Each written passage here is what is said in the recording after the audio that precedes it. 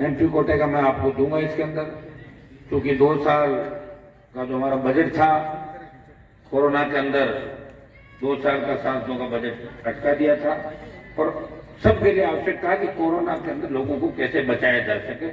विकास से ज्यादा उस समय लोगों के जीवन की चिंता थी देश को।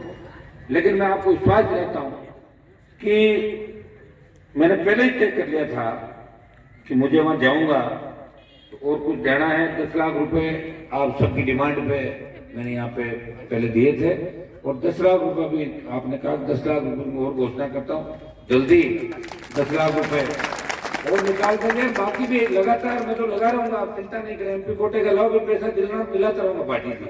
आप ये क्यों सोच रहे हो एमपी कोटा ही हमारे पास, किसी को कहेंगे मदद कर देंगे आप इसको जैसा आप चाहते हैं, जैसा हमारे बच्चों के मन के अंदर गया इस तरह सुव्यवस्थित अत्याधुनिक अंबेडकर भवन जिसके अंदर लाइब्रेरी भी हो, सारा कुछ हो और देखते ही बाहर से लगे हुए डीडवाना के अंदर एक भव्य ये कार्यक्रम हुआ और वेलफेयर सोसाइटी का भव्य लाइब्रेरी भवन हॉल और लोगों के रहने के लिए भी जो व्यवस्थाएं आप कर रहे हैं, तो मैं आपको विश्वास दिलाता हूँ आप काम की शुरुआत करें। पैसे की कमी नहीं रहने देंगे। चाहे सरकार हो सकता है कि हमारी नहीं है, कांग्रेस की है, लेकिन कांग्रेस की सरकार भी हमसे डरती है।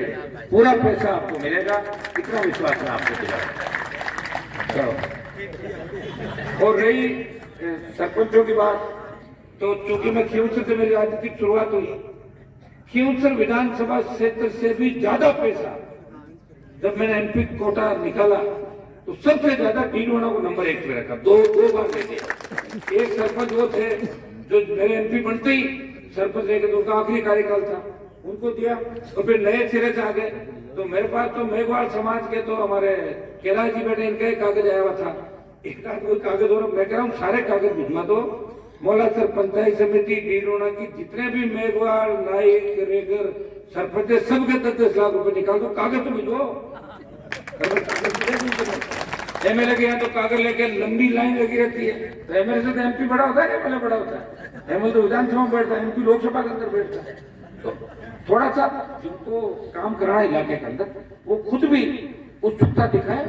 और नहीं तो मान लो मेरे यहाँ मेरे साथ फोटो खिंचाने से अगर किसी का एमएलए नाराज हो जाए तो भाइयों ये तो तय है कि मेरी तो नागौर पर फोटो रहेगी। मैं वो बता दूं आपको, हाँ तो तबियत ही खराब हो जाए बात दूसरी है, लेकिन जो क्षणिक पड़ा है ना उनकी फोटो नहीं रहेगी वापस। इसलिए मैंने एक जगह कहा था कि 2023 के अंदर सारे विधायक चेंज हो गए नागौर के हो गई बात वहां तो घर बिठा।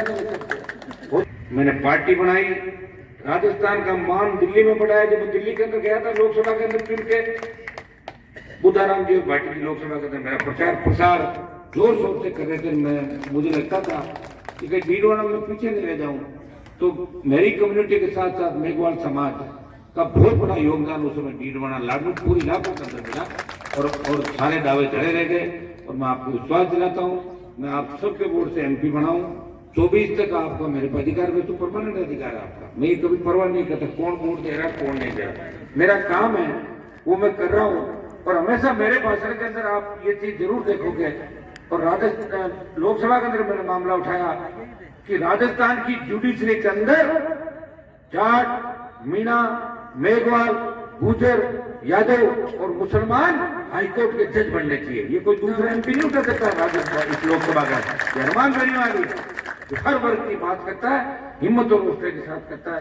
काश हमारे समाज के चुने हुए लोग अगर मजबूती से छाती तान के खड़े हो जाए। भाटी जी को पूछ लो, भाटी जी जिन मंत्री जी के साथ थे उनसे पहले मैं मंत्री बन जाता राजस्थान में। बात तो जीत की थी, मैंने कहा मुंडवाई चुनाव लड़ूंगा और वसुंधरा के पास नहीं जाऊंगा, नहीं गया, लड़ा हार गया, कोई फर्क नहीं पड़ता।